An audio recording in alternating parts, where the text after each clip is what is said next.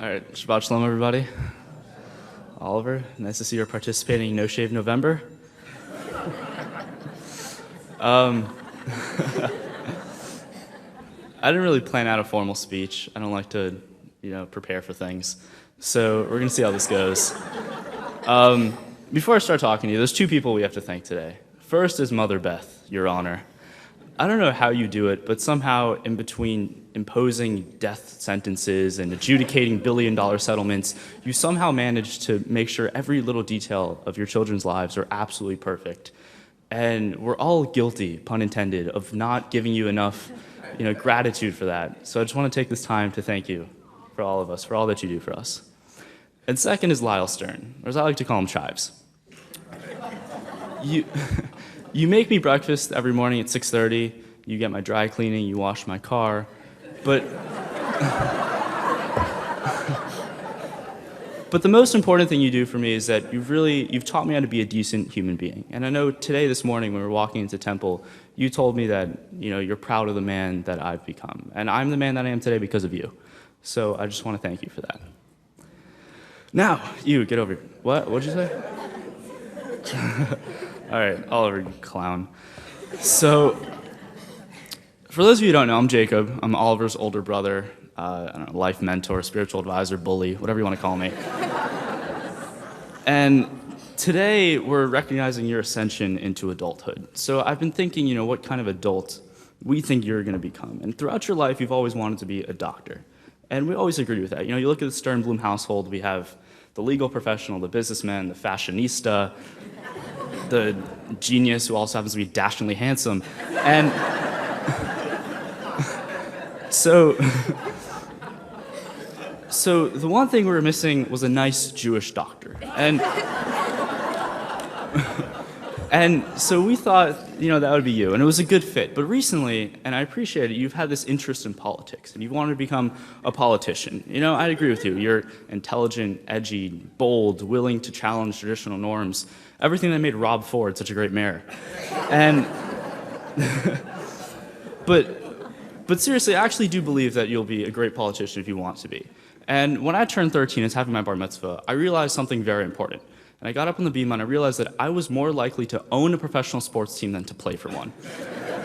But now, Oliver, I'm watching you up here and been watching you your entire life. And over 13 years, I've come to have another realization, that you're more likely to be the actual politician than to manage one.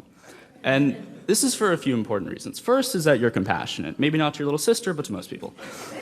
And, you're always looking out for other people.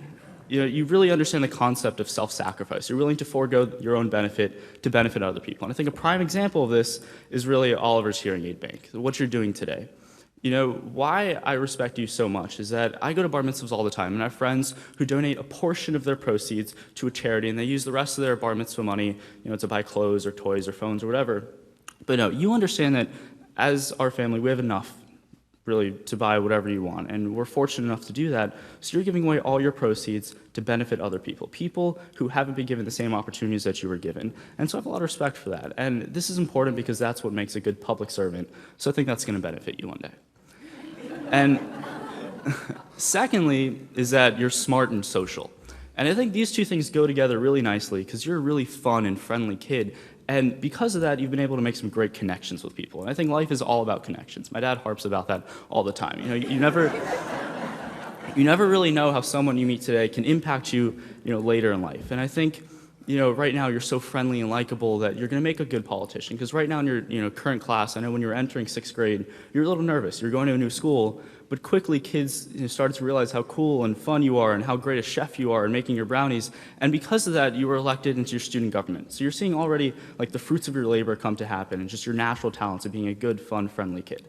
So I think that's another important thing.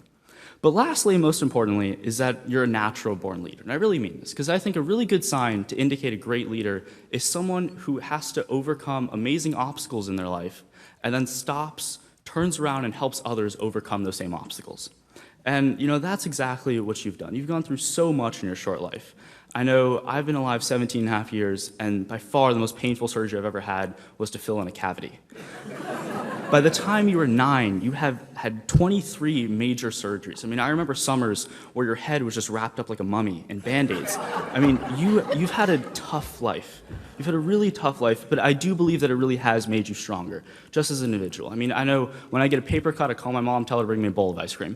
But when you have some sort of like skull reconstruction surgery, when you're sitting in that hospital bed, all you're wondering is when you can get out and go play with your friends and be a kid again. Because all of this pain is just a formality for you at this point. You really want to get out there and be yourself. And I have a lot of respect for you because of that. So I think you've become a really tough kid as a result, and that's really going to benefit you.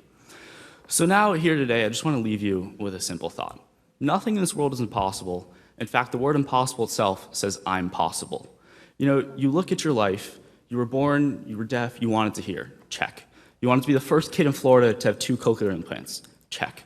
You wanted to be the first kid in the world to have a black belt in karate and have cochlear implants, check. You want to give others the same opportunities that you were given, and that's what you're doing right now. So that's another check. So I believe that if you do want to become a politician, there's nothing stopping you, and you have everything going for you. So that being said, Mazel Tov on your big day. I remember it. It's a fun time. It goes by quickly, so try to enjoy it. And most importantly, don't screw up.